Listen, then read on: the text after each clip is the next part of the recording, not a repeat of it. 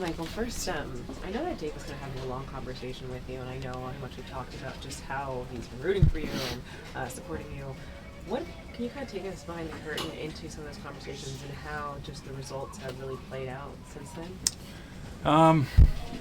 Yeah, I mean, kind of a lot of long conversations. I think the gist of it is just, he wanted to see more out of me, which is fair. I expect more out of myself, and we talked through a lot of things, but that's kind of the main thing, and just to fight, for every inch, in those big situations. A lot of times, there'll be bases loaded situations that fall to that 7-hole, and playoff teams, great teams, they come through and they score in those spots, and just wanted to see a little bit more out of me, which obviously today was great to come through in that spot, and something we've been working towards for a long time. Yeah, I know a lot of it's been just mechanical changes, but right now is it more just kind of confidence in those situations and kind of seeing when you're getting the results, seeing how things are building up on each other?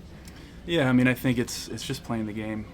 It's getting out of the the mechanical stuff. At this point in the season, it's as we saw, it's about winning games and putting ourselves in a good position to go into October, and all the numbers, all the rest of the stuff.